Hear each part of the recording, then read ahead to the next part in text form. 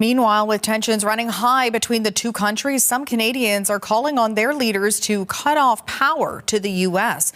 As Yvette Brend reports, others are urging negotiators to tear up a decades-old water treaty that ensures the U.S. gets reliable power. We have millions of gallons of water pouring down from the north with the snow caps in Canada and all pouring down. And they have essentially a very large faucet. A new kind of tension is emerging between the United States and Canada, not over oil, trade, or tariffs, but over something far more fundamental: water. U.S. President Donald Trump has reignited debate over the North American freshwater divide after pledging to bring water from Canada to drought-stricken states such as California, Arizona, and Nevada.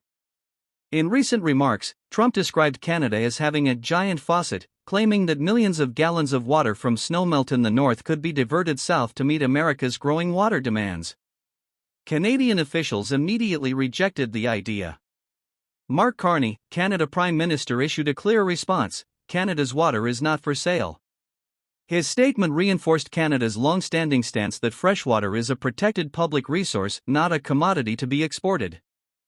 A tale of two realities. The data highlights the growing imbalance between abundance and scarcity.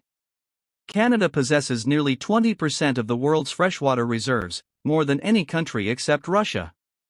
Its glaciers, rivers, and lakes make it one of the world's most water-secure nations. Across the border, the situation is markedly different. The U.S. Southwest faces one of the most severe droughts in modern history.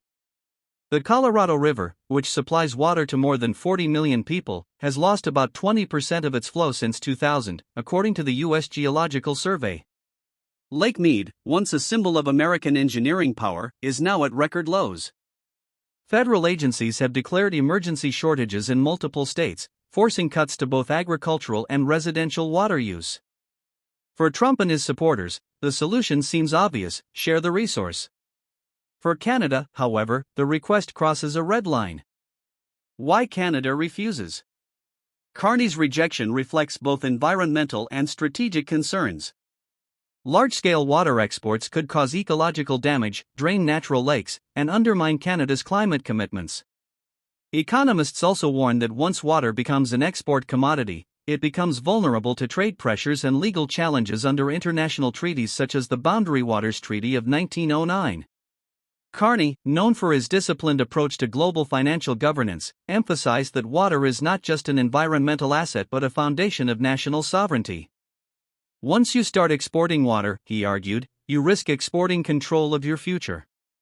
Instead of considering trade, Canada has focused on long-term sustainability, investing more than 10 billion Canadian dollars in water conservation, renewable energy, and climate resilience projects. Ottawa views this not only as environmental stewardship but as economic foresight, protecting a resource that will define the next century. The economics of drought. For the United States, the stakes are enormous. Agriculture in the Southwest is a $50 billion a year industry. As water supplies shrink, production costs rise, crop yields fall, and food prices climb. Economists warn that persistent water shortages could eventually reshape national food security and real estate markets. In some states, water rights have already become a speculative asset. Since 2020, trading prices for water in certain regions have tripled, turning blue gold into a new investment class.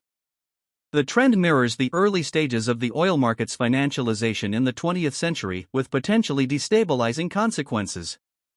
Trump's allies argue that importing freshwater from Canada could stabilize this crisis and secure long-term supply.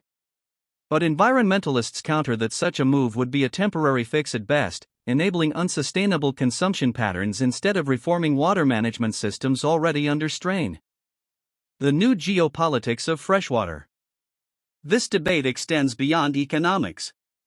It reflects a shifting balance of power. While the United States remains the world's dominant military and financial power, Canada controls one of the planet's most vital natural resources. In an age of intensifying climate change, that control is a form of geopolitical leverage. For decades, U.S. officials have viewed Canada's freshwater reserves as a potential buffer against future scarcity. But Canada's refusal to commodify water underscores a broader shift toward resource nationalism, the belief that essential natural assets must remain under domestic control, no matter the economic temptation. Looking ahead, the confrontation over water may be just beginning. As droughts worsen and populations grow, the demand for cross-border cooperation will rise. Future U.S. administrations may revisit Trump's proposal under new terms, framing it as part of continental infrastructure or trade partnerships. But Canada's stance remains consistent: water is not for sale, and exporting it could set a precedent the world cannot afford. In the 21st century, control over freshwater may prove as decisive as control over oil once was. For the United States, the challenge will be adapting its economy to live within ecological limits. For Canada, the challenge will be defending its most valuable resource against mounting global pressure. The debate marks the beginning of what experts increasingly call the coming water wars, a struggle not for profit, but for survival.